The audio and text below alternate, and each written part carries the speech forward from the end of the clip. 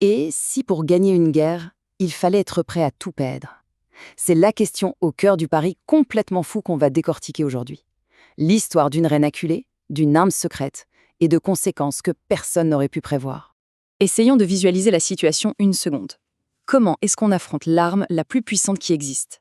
C'est le cauchemar de la reine Rhaenyra, son ennemi à Vhagar, un dragon tellement immense qu'il assombrit le ciel sur son passage.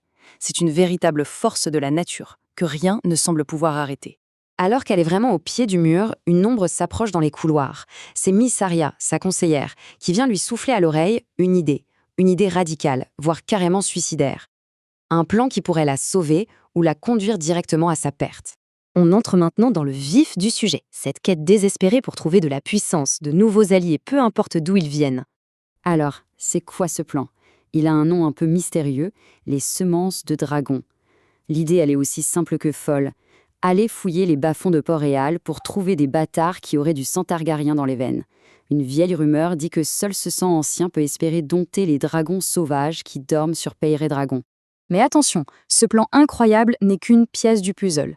Pendant ce temps-là, sur le champ de bataille, la guerre fait rage. Et chaque nouvelle alliance a un coût, un prix, qui se paie très souvent en sang. Pour obtenir une alliance cruciale, Daemon se retrouve face au très jeune seigneur Oscar Tully. Et là, surprise, le jeune lord ne vient pas en suppliant. Non, il arrive avec une liste d'exigences très claire. Il ne donnera pas ses hommes si la justice n'est pas rendue pour les crimes qui ont été commis. La réponse de Daemon est à son image. Rapide, brutale, sans une once d'hésitation. Il ne discute pas.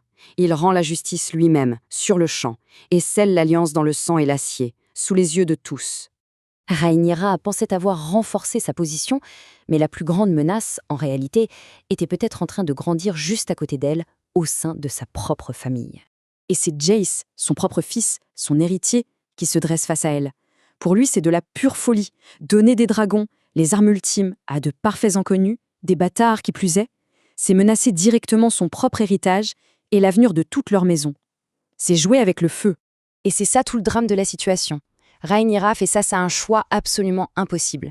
Est-ce qu'elle doit protéger l'avenir de son fils, préserver la pureté de la lignée, ou est-ce qu'elle doit tout risquer pour gagner cette guerre? Une guerre qui, si elle la perd, anéantira de toute façon cet avenir.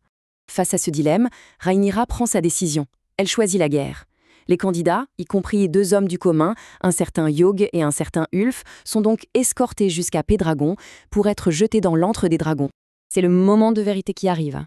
Une épreuve par le feu, au sens propre du terme. Un test que, soyons honnêtes, la plupart ne vont pas du tout survivre. Devant eux se dresse Vermithor, la furie de bronze. Ce n'est pas n'importe quel dragon, c'est une créature légendaire, colossale, qui n'a pas eu de cavalier depuis des dizaines d'années et qui n'est pas franchement d'humeur à coopérer. Et la bête se déchaîne, c'est un véritable carnage. Dans un torrent de flammes et de rage, elle pulvérise tous ceux qui osent s'approcher. En quelques secondes, le sol de la caverne est jonché de corps calcinés. Mais alors que tout semble perdu, au milieu du chaos, un miracle se produit. Io, un simple forgeron, arrive à apaiser la bête. Et un autre homme, Ulf, parvient à monter sur le dos d'un second dragon, la magnifique aile d'argent. C'est totalement inespéré. En un clin d'œil, tout l'équilibre des forces vient de basculer. Rhaenyra a 2 nouveaux dragons. La guerre vient d'entrer dans une phase complètement différente. Et pour bien faire passer le message, Ulf ne perd pas une seconde.